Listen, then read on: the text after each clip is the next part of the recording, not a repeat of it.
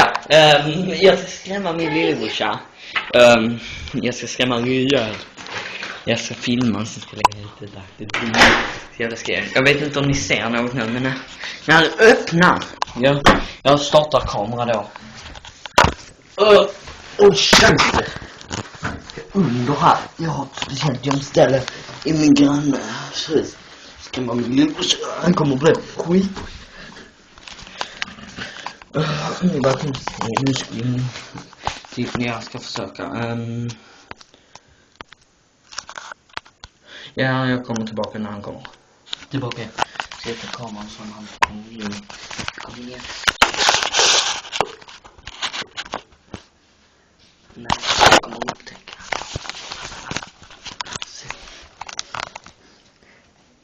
Han får inte tända så han kommer liksom inte se mig.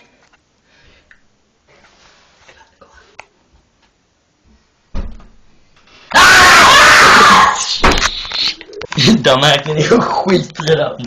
Och ni hörde så. Säg till. Om ni såg någonting så får ni skriva det i description. Hej!